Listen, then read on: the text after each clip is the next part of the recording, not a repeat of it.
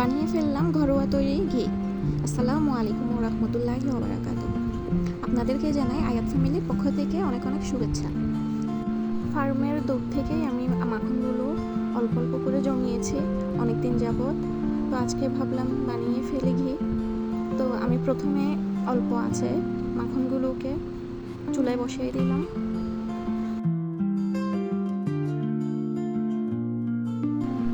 আর মাখনগুলো নাড়তে থাকবো colour change না হওয়া পর্যন্ত। কিছুক্ষণ নাড়ার পর আস্তে আস্তে কালারটাই চেঞ্জ হয়ে যাবে।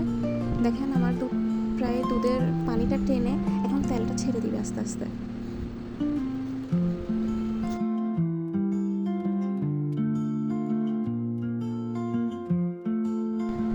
আমার ঘিটা হয়ে গেছে, এরপর আমি নামিয়ে ফেলবো। নামিয়ে এটাকে আমি ঠান্ডা করার জন্য রেখে দিব। এই ঠান্ডা হওয়ার পরে তেলটা এরকমই দেখাচ্ছে কালার। তো আমি একদিনের জন্য রেখে দিব যাতে ঘিটা একটু জমে যায়।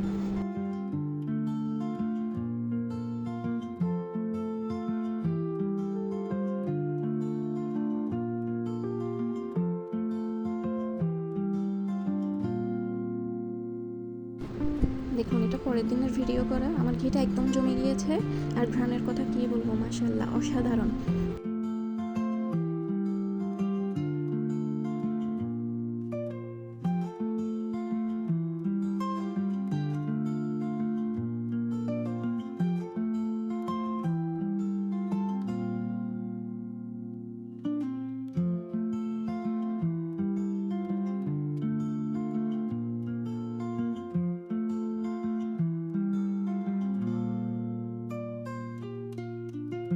আলহামদুলিল্লাহ, দেখুন কালারটি কতই সুন্দর হয়েছে।